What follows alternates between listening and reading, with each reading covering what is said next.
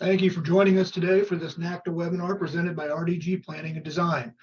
RDG is a national sports design firm with offices and 200 employees across the Midwest. We wish each of you a great morning and an afternoon. We want to acknowledge and applaud NACDA for their outstanding support of our webinar today. Thank you. Today's webinar is Synergies and Success, leveraging a shared athletic and campus project model. With the tightening of resources across college campuses and athletic departments, athletics are faced with unprecedented challenges, straining their budgets, fundraising, recruitment, retention, and more. Our mission is to help you find alternate ways to envision and realize successful athletic projects that raise the bar to meet growing needs. Through collaborative, synergistic approaches, we at RDG Planning and Design help you leverage partnerships inside and outside of your athletic departments and campuses. We help reduce the scale or cost of your projects, and we help you achieve a common goal that elevates each respective project stakeholder. Today, we'll explore how we can use design to help you go farther, do more with less, and have a truly meaningful forward-leading impact. We share with you the very successful co-ownership project of Wayne State College, and we'll review planning tools that we're using to build shared vision, and we will explore specific design strategies that help answer each partner's unique requirements while maximizing the project as a whole. Our presenters today are Mike Powicki, Athletic Director at Wayne State College, and Tom Ohle, Senior Architect and Partner at RDG Planning and Design. My name is Johnny Boyd. I will be your moderator for the webinar today. Mike, could you introduce yourself and Wayne State? Sure. Thanks, Johnny, and hello, everyone. Thanks for joining us on our webinar today. Again, Mike Powicki, Wayne State College Athletic Director. Been at Wayne State, this is going on my 11th year as Athletic Director. Been in college athletics nearly 20 years, professionally, all in Division II and in small college athletics. And just a little bit about me that kind of ties into this webinar. When I got hired at Wayne State, I was hired as your traditional athletic director. But over time, the last 4 or 5 years, have absorbed or taken on oversight of just all of our recreational activities and facilities, club sports, intramurals, which certainly ties into some of the things that we're addressing today. Thank you, Mike. And Tom, can you introduce yourself and RDG Planning and Design? Yeah, thank you, and welcome everyone. Tom Ohle with RDG. I am a sports architect, work in our sports studio, which is growing much bigger every day. I practice a lot in athletics, but also in recreation, wellness, as well as the sports sciences, which is kind of interesting as it relates to our conversation today as we talk about those partners and integrating them. As I was thinking about the content for today, I was reminded of the aphorism, a rising tide lifts all boats, and started to analyze sort of what that means as we look at a project and how it can be most successful on a college campus. We want to have the greatest impact. And by bringing others onto either into the water to be the tide to raise them up, or thinking of yourselves as a boat being raised up by the tide of a campus institution, it really is a fitting way to describe how we can be mutually beneficial and make the most impact for our campuses. So it's great to be here. Thanks. Thank you, Tom. Thank you, Mike. As we move through our presentation today, please note on your screens a Q&A button. And if you have questions through our presentation, feel free and at liberty to post your questions. We have groups, individuals behind the scenes that are looking at those questions, and they'll bring them to Mike and Tom's attention. We will also provide you with 3 different polling questions as we move through the webinar. We'll give you a heads up when those polling questions are coming. You'll have up to about 60 seconds to take that poll, if you'd be so kind as to fill the poll out to your best abilities. And then at the end, we'll tally those poll results and we'll share those results with you. With that, excited to get started. And Karen, Dana, I'm going to share my screen if I can.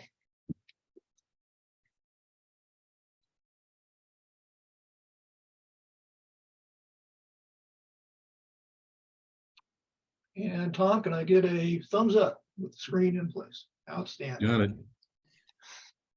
Our objectives today, we have 3. Number one is to define, explore, and develop inter-department, inter-campus, and extra-community design opportunities for sharing resources to raise the bar for athletics and athletics partners. Our objective number two, identify key planning considerations and tools for sharing facilities and operations with multiple stakeholders. And our key objective number three, learn how to leverage the athletic department's seat at the table to meet current and future needs.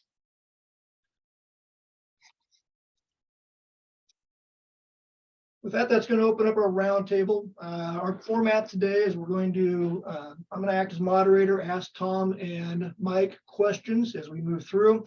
Tom and Mike are going to be able to answer those questions. We're going to put them on screen. And again, as you hear this discussion taking place, if you've got questions, please pose them, and we look forward to your input. Thank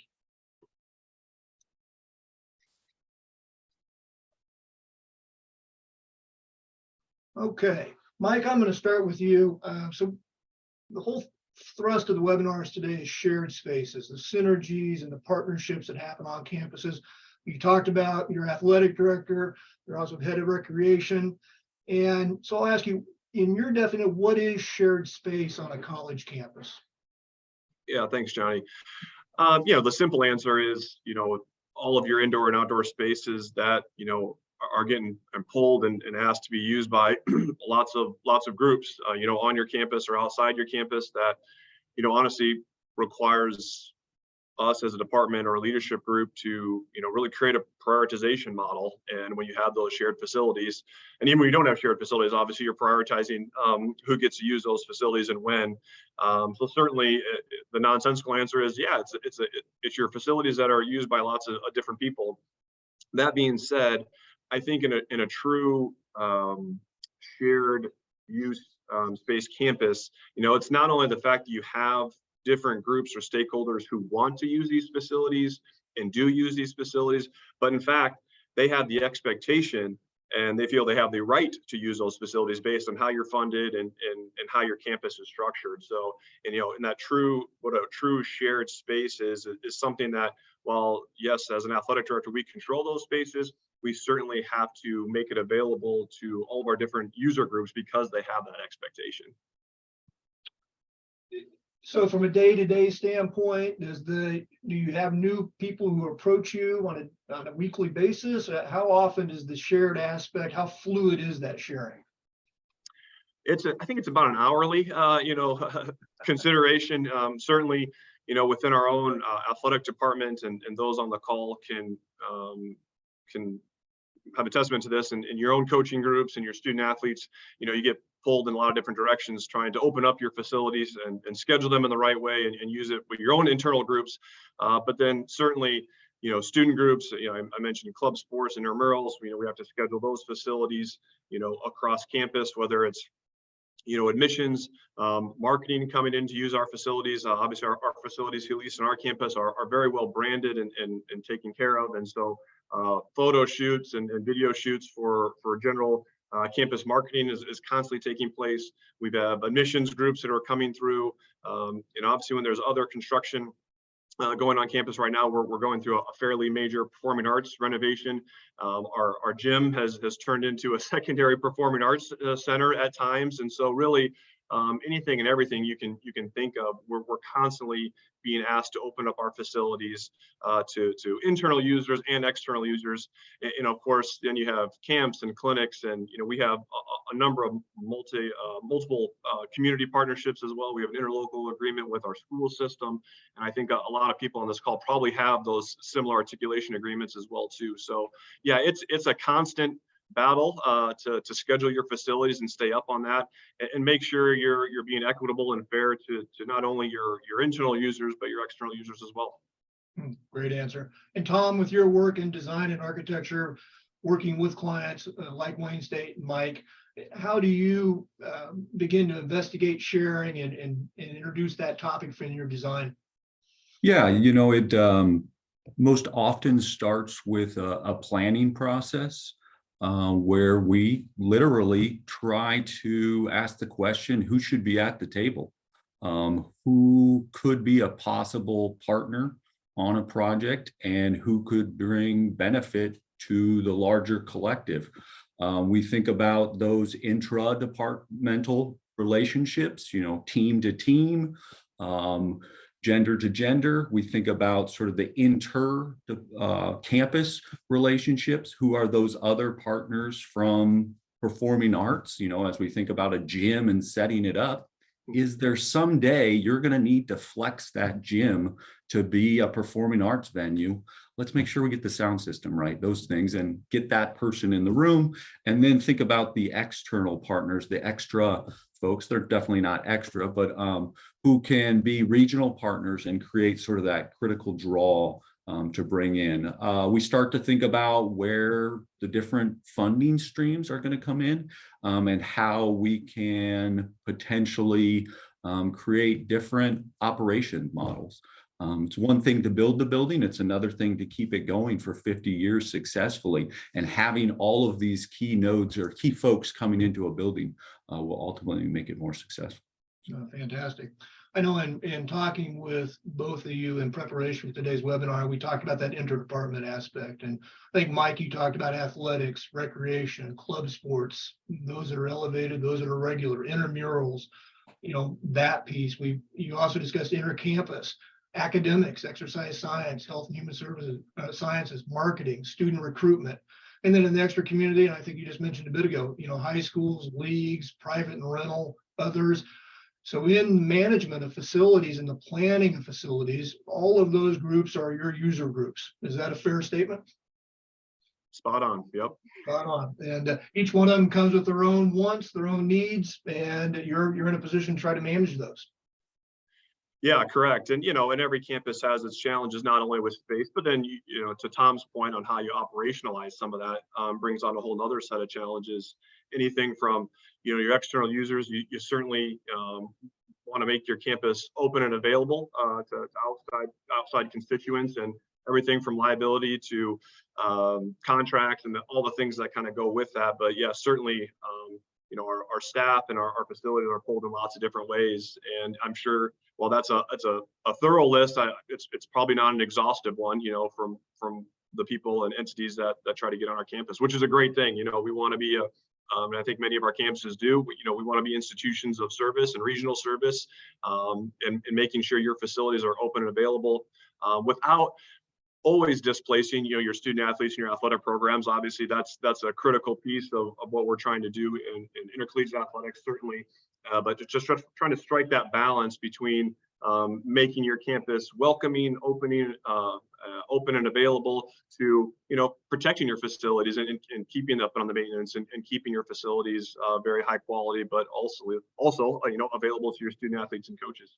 Well, that's great. You just mentioned a comment that I've heard you say before, and one of those is, you know, that regional service provider. Can you expound on that just a little bit? You say that with such energy and passion, and I know it's an important item to you. Yeah, thanks for that. We, you know, at least at Wayne State, certainly integrated into our mission and our strategic plan that we just went through. Our president is very high on making sure that Wayne State College in Northeast Nebraska, we're in a very rural area, surrounded by lots of smaller communities that maybe don't have the facilities that we have, and obviously, you know, athletics, recreation, you know, our facilities are certainly a gateway to our campus, and recruitment is extraordinarily important to the livelihood of all campuses, and certainly smaller campuses in, you know, Division II, Division III, NAI, but certainly Division I as well too. But so, you know, that having that mindset of regional service, while important to, you know, our board and our president, is critically important to that next student who wants to come on your campus. And so, you know, when you have a shared facility structure, being able to open your facilities up to outside users is just another challenge, right? And we have enough challenges internally trying to accommodate our needs for our students and our user groups, but then, you know, trying to expand that out to this whole idea of regional service can create another challenge. But it's so important, and at least for us, serving our region and making sure our facilities and our campus are open to all sorts of individuals and entities and communities. It's really a part of who we are. That's wonderful. And Tom, from an architectural design standpoint, when you work with a client like Mike and Wayne State, and they introduce that topic of regional service provider in the planning of athletic and recreation facilities, how does that impact you as an architect? Yeah, Mike hit on some of the challenges, but I'm immediately thinking about all the positive aspects of increased occupancy in the building. Athletic buildings, by their nature, typically have a large number of folks coming in and out of their doors. But now we get to mix different constituencies that we can showcase all that athletics and the campus has to offer. There's a great potential to be that catalyst for community and local involvement, to build that town and gown relationship, and really sort of use that building or project as a key driver. I start to think about sort of the separation of things. We never like to mix athletes and spectators. And so to go back to Mike's comment about the challenges, we really have to start thinking about the circulation flow, and how people all move around the building, the key access nodes, and pieces like that. So, yeah. Great answer. And then, Mike, in talking with you in the past, you've talked about the benefits and the opportunities of shared spaces. And two of them that you identified was the funding and then your partners and donors. Can you add a little more weight to that? Yeah, sure. I think from a funding model, perspective, it kind of takes on, in my mind, two different areas. Obviously, your annual fiscal year funding and how we're supported. I think the benefit of having shared facilities, and I know every institution is structured a little bit differently on their funding model, whether you're private or public, and how that works. But at least at Wayne State, there's kind of those two funding sources: your revenue bond, student fee kind of revenue stream, and then it's your traditional state funding, as we would call it, which is either supplemented through our governmental support or just our tuition revenue as well too. And so, those pots of money have different colors and can only go to certain things. And so for us, the fact that our facilities are shared, it really gives us the opportunity to tap into some of those resources in different ways when we're trying to make upgrades or improvements. It's not just, hey, that's an athletic facility, so these funds over here, which are dedicated to supporting student wellness and health or et cetera, can't go towards that. And so that's really one of the benefits that we've seen that goes along with it as far as the day-to-day internal funding. Typically a little bit more synergy with our facility maintenance people as well too, knowing that, it's not just an athletic facility, but hey, we have student users and recreation. And so really able to tap into that internal funding piece is certainly a benefit. But as we're experiencing, we're going through this project now with RDG and excited about doing $30 million worth of renovations on our campus. But had we did not have this shared model, I don't think we would have gotten legs with this project to the extent that we've had. We've been able to point to the fact that, hey, this isn't just serving 15 athletic programs and 325 student athletes.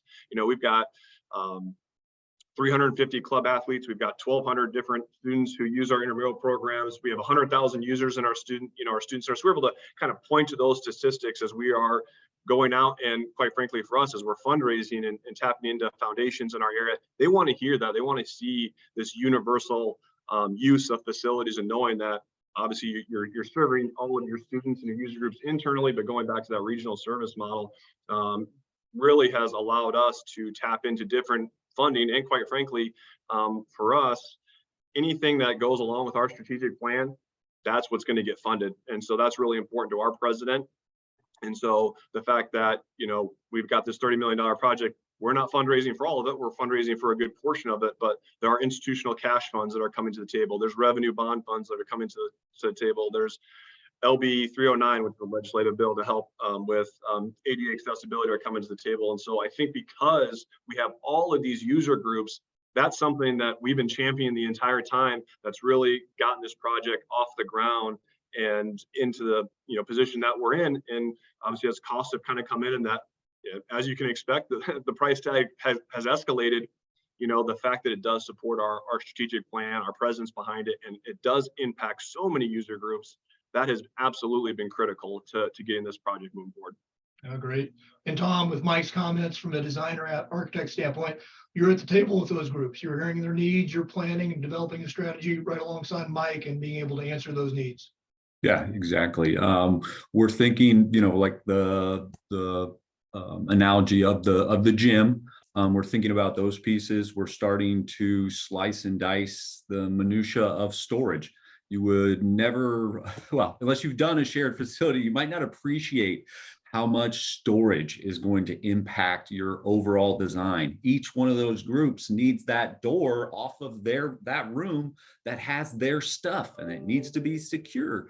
So you're going to start to interact with those users in that way. And it's a very positive process to have that many voices leading you to that ultimate design to be beneficial. So fantastic. I think that leads to our first poll question. If we could ask our friends at NACDA to drop that poll question, much appreciated. And I'll read the question and then you can read the answers. So what are the 3 primary athletic spaces that your athletics department shares most regularly with non-athletic users on your campus? And it's multiple choice, and please pick up to 3. And we'll give you a few moments to do that.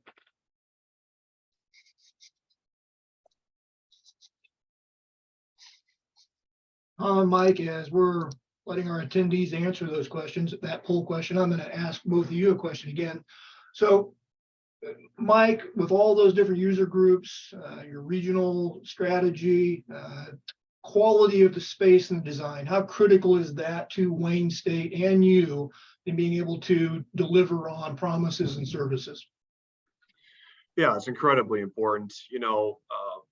First and foremost, just when you hear the term quality, obviously aesthetically pleasing and making sure it services your different user groups, and that comes to mind, right? You want facilities that people want to be in. It's one of the things we're so excited about our facilities, and I think probably a lot of people on this call have some outdated facilities that were constructed in such a way back in the day. Our rec center is cinder brick walls with no windows and very compartmentalized space, and although it's been well maintained, you walk into this space, it's definitely showing its wear. So, and as you're bringing different, groups on campus, you need your facilities to show well. But talking about the design piece, as we have gone into our project, and Tom and the RDG group has certainly had their hands full with kind of helping us navigate the design in our project.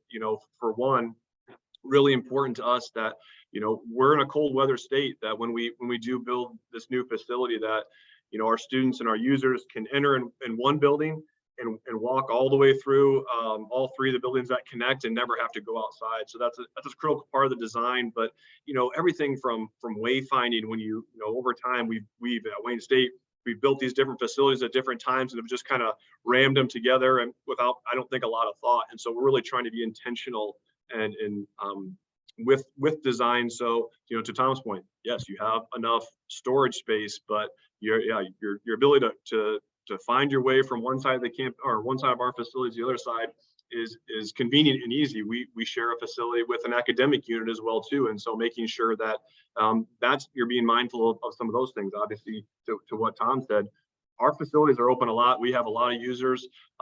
We rarely close down, but to be mindful of that noise, that traffic, in an academic building as well too, another critical piece of the design. So yeah, I could go on and on as we've kind of gone through going through our design project. We're about wrapped up with design, how important it is, and obviously partnering with someone like RG who helps you think through all those different things that even in my seat, you think you have a great handle on your facilities, but until you really try to dive into that and think through it, lots of hurdles and challenges to get through. So yeah, quality of space obviously super important, but design almost even more important.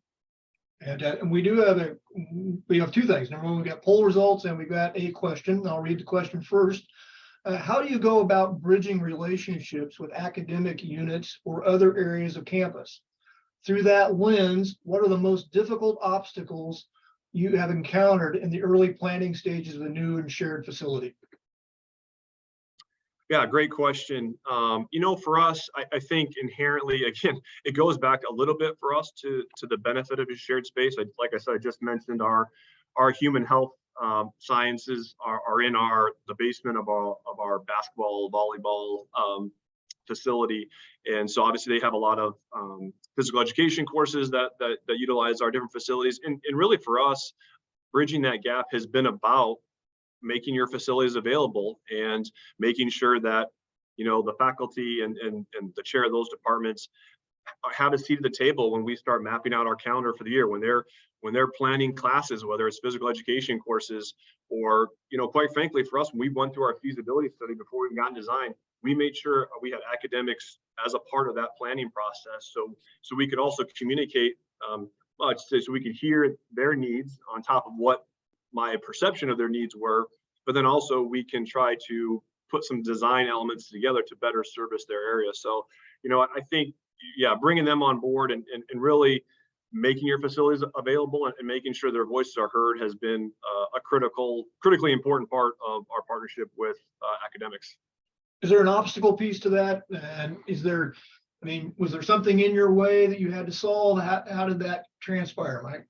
Yeah, I think, you know, certainly the obstacle that I think many athletic folks, you know, deal with when going across the lawn in academics, you know, they're not on campus as often as we are. And, you know, when we're in a big, you know, summer planning time, they're not around campus. And so that can create a communication hurdle. You know, our faculty members, they check out in the summer and that's fine. That's part of what they do. So, you know, trying to make sure you're being mindful of that and getting ahead of the planning process is certainly an obstacle. And that certainly is a challenge. And really, I would say that the next thing for us is breaking down some of those barriers. Is I make a point of visiting our different departments. We have 4 colleges, if you will, within Wayne State, and being at their faculty meetings to talk about, you know, our different plans and the things that are going on within our athletic departments, recreation, student wellness. Actually, on Friday, I'm going to our business department and talking about the project and really explaining to them, you know, all the things that went into it. So, you know, there's no silver bullet, but the more communication you can have directly with the faculty and take that time to be a part of the solution with them, I think is certainly going to put you in a great spot. As with anything, communication's the key. And great communication. I'm going to share the screen again. And this is Mike, you mentioned the project that we at RDG are working with you and Wayne State on. And I think this is a good opportunity to talk about this project. And Tom, maybe you want to lead us through just quickly the big pieces. I will tell you from the polling standpoint, the 3 main items that groups are sharing with or being asked to share is the competition gymnasium, number 2, indoor turf, and number 3, outdoor fields and turf. Those are the big 3. 21 out of the 34 respondents, basically on all 3 of those answered that way. So yeah, well, this is a strictly indoor facility, but we do hit those first 2, the gyms and the turf. So up on screen, far left is the comprehensive plan of what would be the lowest level of the facility. This was a project that started back in 2019 with a whole visioning process that engaged all of those stakeholders, started to build that collective vision alongside of the college's strategic plan and comprehensive plan, and understood their priority was a deficit of square footage that could be leveraged by all student athletes. Again, the 350, the rec folks, the 300 plus the 1200 intramural. And that need was best met with an indoor air supported structure or a dome. And so up on the screen is the dome dead center that serves really all of those user groups. It's a 300-meter track, 6-lane, competitive as well as practice, with a 110-yard infield. And that would serve each of the athletic components, and then flexes after hours for all of those rec folks, and during the day when no one else is there, competes for intramural facilities. As Mike mentioned, this is a northern school. Indoor space that can provide them that functionality is a priority. And then sort of the balance on the right really answered those nodes for recreation. One piece we didn't hit on, but is a definite design opportunity you can create these hubs of activity that keep your building active and make someone feel like it's theirs, even though it's shared. So right in the heart of this facility is a common corridor that connects really a recreation node to the north and then an athletic node to the south. We weren't renovating all of the athletics, that's rendered in gray there. And some of that's also the academic partner we've talked about. But really that is the balance. Give them additional rec courts, active court space. Wood courts is definitely a priority for athletics, but rec folks need the multi-purpose resilient athletic courts that they can utilize for a multitude of purposes. And that was the primary key there on the right. So just a quick sort of summary of what Wayne State was able to realize. And then just bouncing up one level, comprehensive plan still on your left. In the middle is the second story. We talked about that connector in between the two nodes, the node of rec to the north and the node of athletics to the south. There we were able to answer their additional wood court needs. They have transitioned previously a natatorium that was no longer functional into an athletic space. We are taking that and repurposing it yet again to be that additional wood court that allows them to flex that fall season when volleyball and basketball are both looking for court space. And then we're able to blend that all around with the spectator and the connectivity to the academic programs to bring those rec users and the spectators users into the facility through a, well, this would be western entrance there into the main spectator venue. So lots of great programmatic elements. That was a real quick summary of what they got going on. You know, the many different things you mentioned, one that stuck out to me was the reallocation of space. And, you know, we talk about one of our objectives today is how we can help university and college campuses, athletic departments, be good shepherds of their monies. And one of those might be the reevaluation of space and the reallocation of space. Mike, was that a driver for you in Wayne State to be able to reanalyze space and find ways to make them flexible and reallocate them? Certainly, yeah. You know, as we went through, and I can't speak highly enough of the feasibility study piece that we went through. You know, it was critically important, not only for, you know, getting this project to have a little bit more wheels, but to really get a better understanding for our constituents, you know, specifically our internal ones, back to the question of academics and really having a thorough understanding of how they were using our facilities. You know, we think we have a good understanding, but, you know, to really hear from them, but then also how they prefer to use the facilities because maybe of a design, you know, issue or a gap in availability. So to your point, Johnny, being able to go through this comprehensive design has really afforded us to, reallocate some space. You know, one of the wins that we're getting out of this is kind of a secondary. Well, one of the main drivers for us was to build a brand new student-only weight room. We have one currently, but it's just completely undersized, and so I think we're 3 times the size now with our new facility. But what we're doing with that old weight room is repurposing it to an ancillary or auxiliary weight room, not only for intercollegiate athletics, but now that academic unit who does have weightlifting classes and they do some things, now they have their own dedicated space as well too, the way they can have a class and they're not mixing up with the general student users. So, you know, that's just one example of kind of reallocating the space to make it more functional, and then to, you know, again, reach across the lawn and be a better partner to the academic unit. Thank you. And great explanations from the both of you. And I think in talking with both of you early on, you know, the goal, raise that bar for athletics and partners. And, you know, we've looked in traditionally when groups have needed space has been carved out. But with a strategy, a feasibility study, a strategy, forward thinking, you really can raise the bar. Tom used the term earlier, you know, raise the tide, but you can create a win-win situation for all of the users and user groups if the energy and the strategy is put in place. I'm gonna stop sharing now.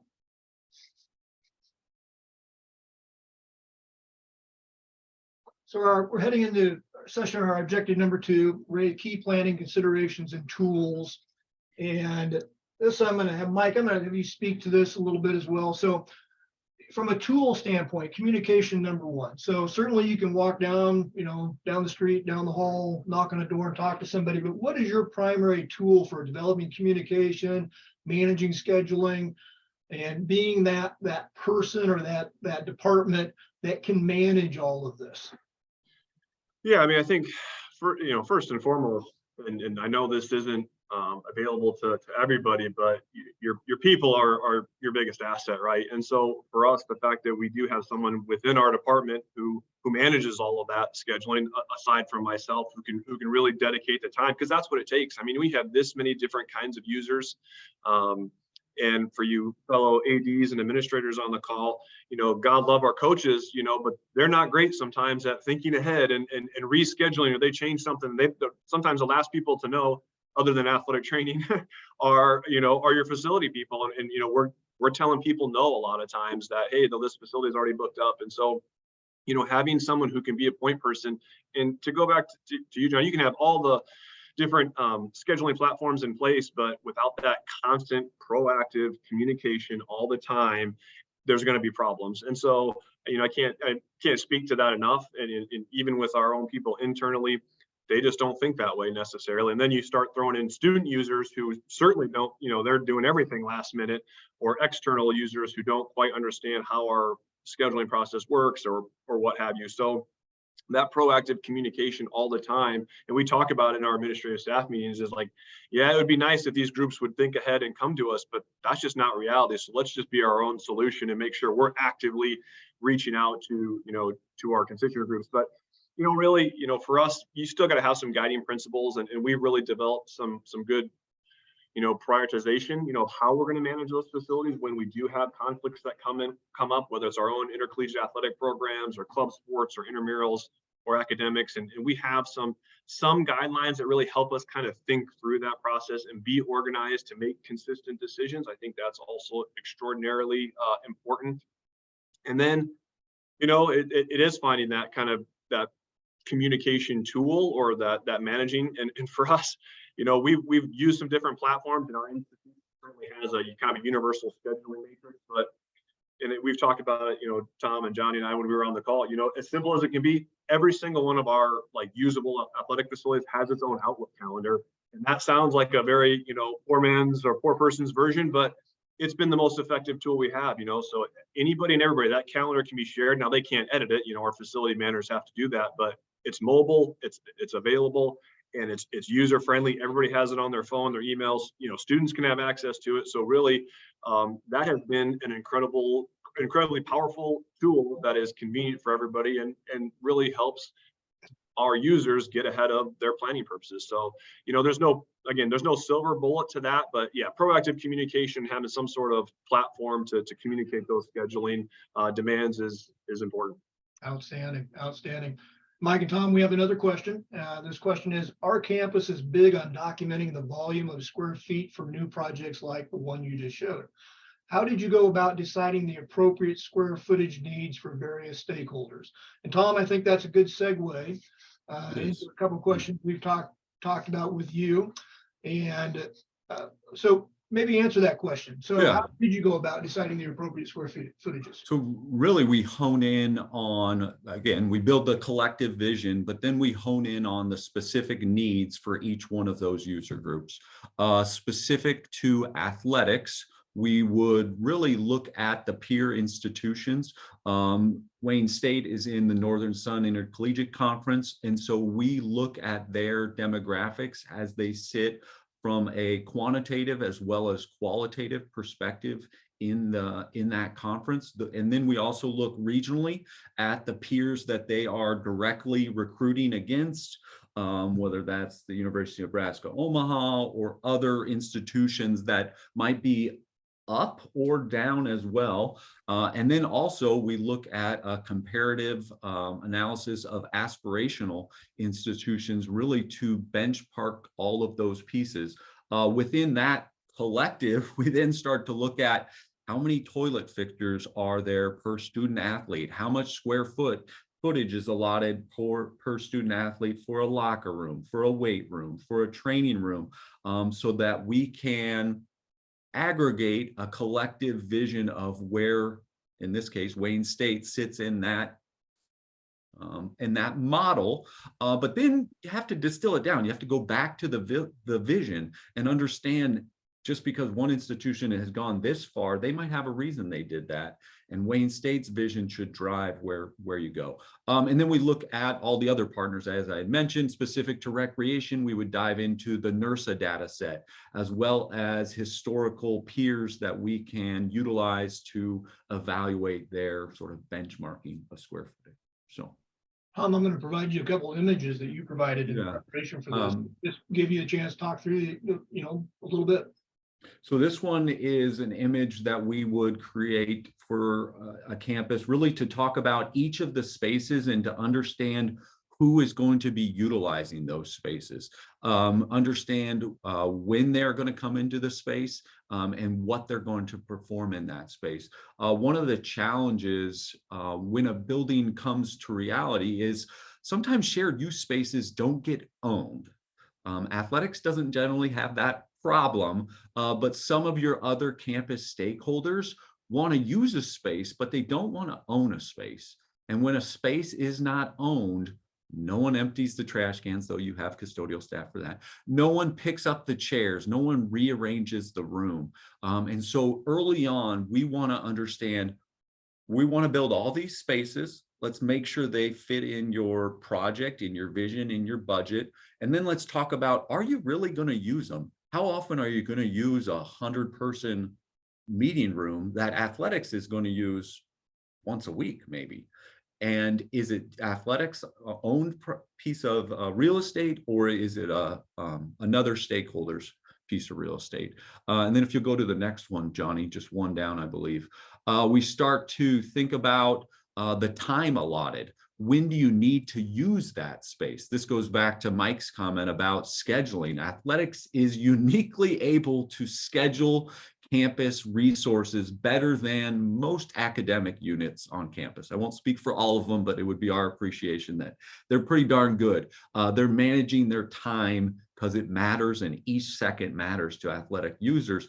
So we lay out each one of our spaces, and then we look at all of our different users, and we can understand what time of day they need to be in that space and when that space needs to be set up for them.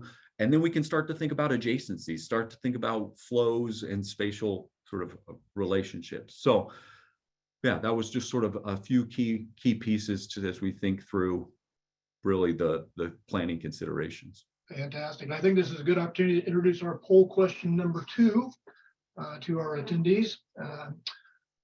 I'll read the question and give everybody an opportunity to read through the answers and answer on their own. What are your main goals? And they're speaking to our attendees when coordinating use of your shared spaces. And multiple choice again, pick up to 2. Look forward to your answers.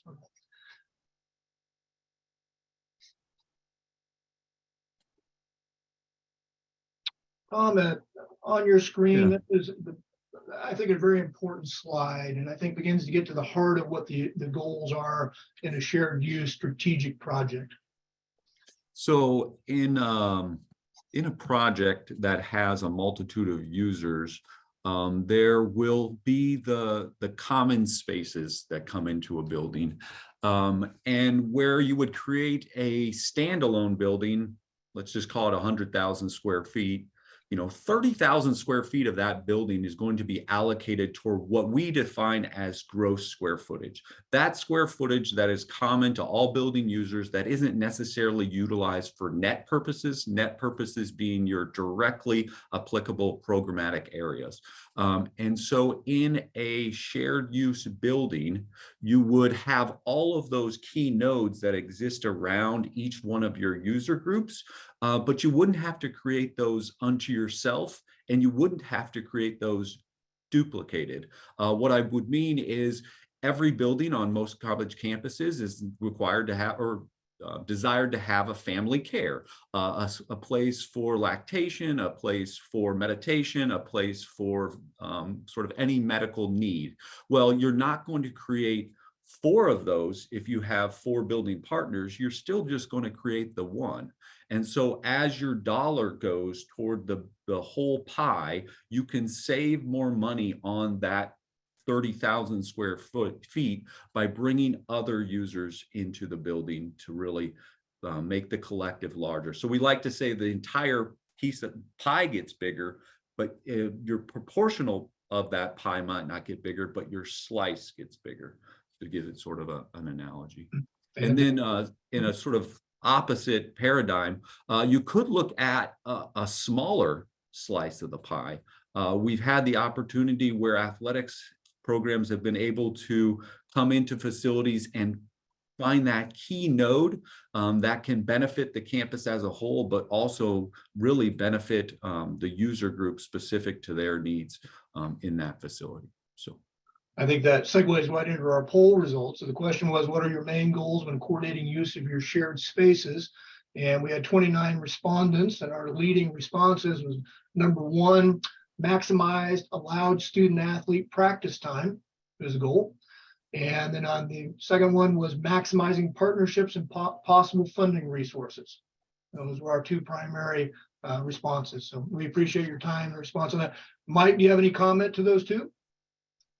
Yeah, I think it kind of goes back a little bit when, I was talking about our funding model. And I know, well, I'll say this before I get into the funding piece, to the point about maximizing available athletics practice time, I think we're all in that, mode of, how do we make sure our facilities are not only open to our programs during organized practice, but our student athletes have access to work out on their own as well too. And so that something's not scheduled from sun up to sundown is not a good term, because it's sundown here at 5:30. So, but I think you understand what I'm saying. And I think for fellow administrators on the call, we as athletic directors, facility managers, and are getting pulled in lots of different ways as far as trying to provide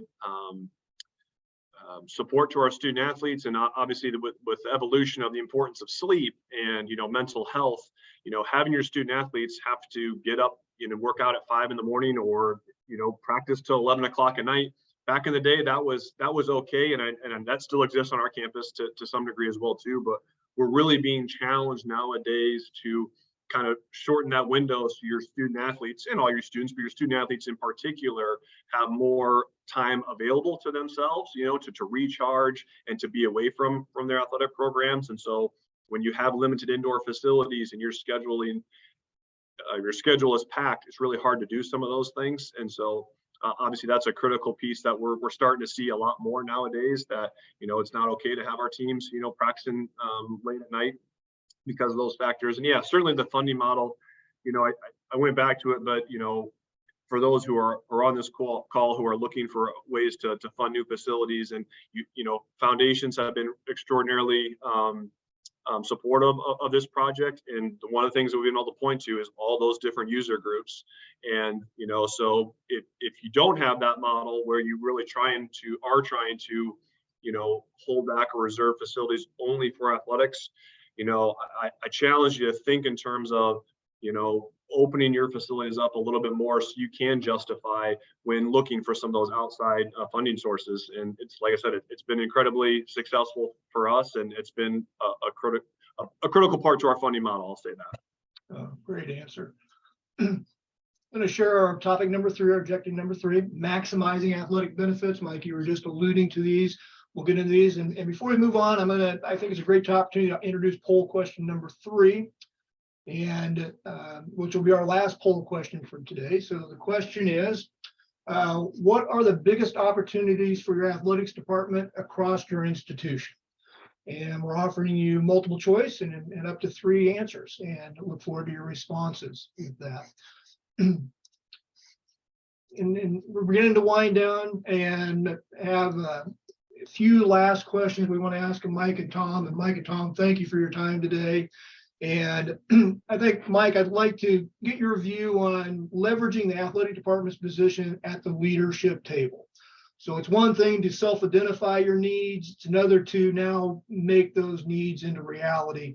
So how do you position your athletic department when it comes to putting yourself in a position at the leadership table?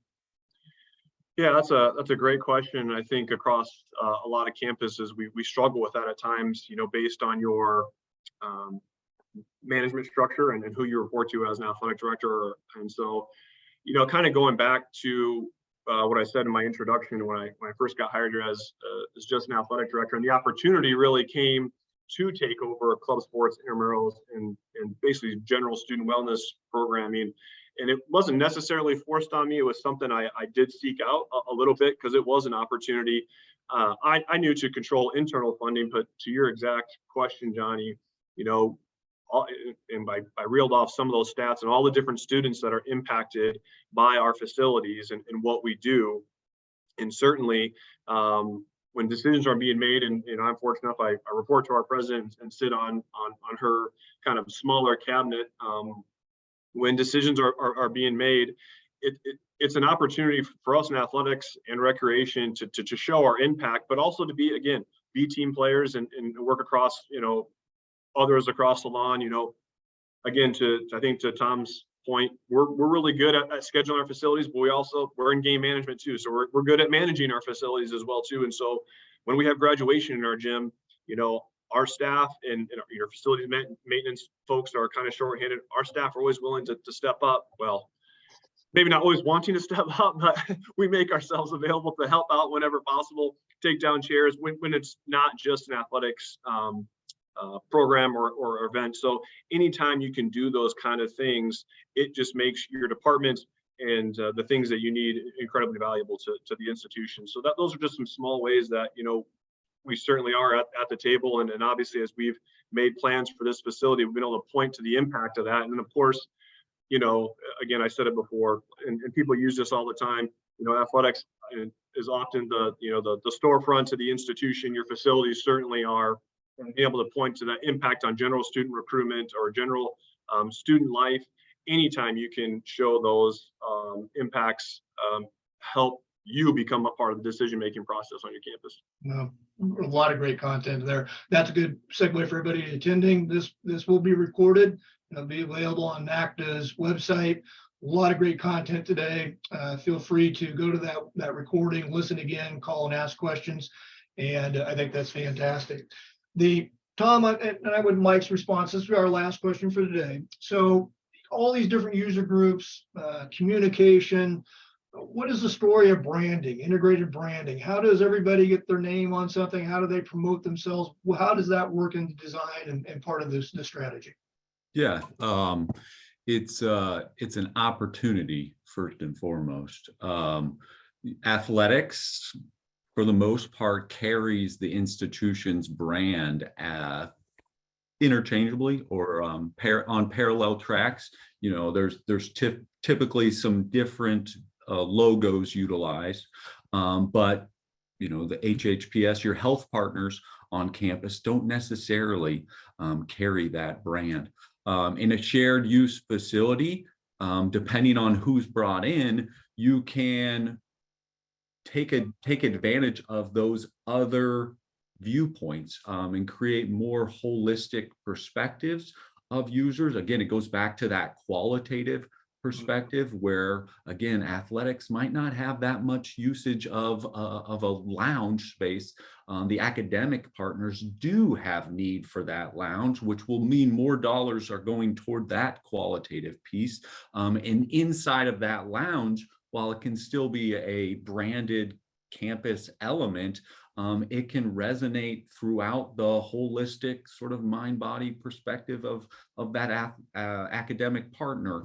Or it can speak to sort of other recreational needs. Again, the recreation folks aren't always wearing the Wayne State logo specifically, but they want to feel pride in the institution, and giving them that very rich qualitative space as a brand can be very impactful.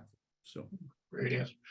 And Mike, athletic spaces in their nature and in the design of new facilities, there's a certain energy that's embodied in that facility. There's a certain feel. There's an ambiance. Everything that comes with athletics.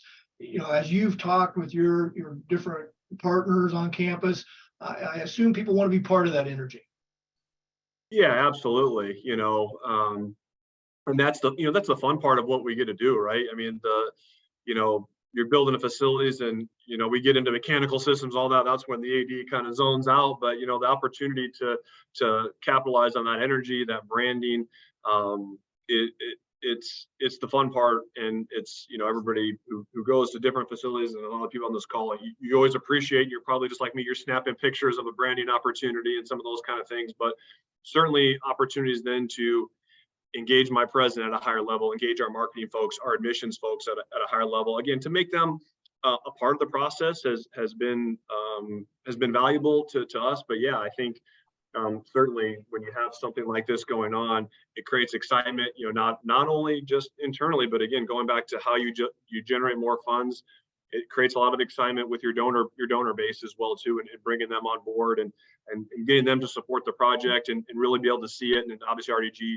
I don't know if they're going to do some great job with renderings and things like that. And it just builds that momentum that, we've been able to capitalize on.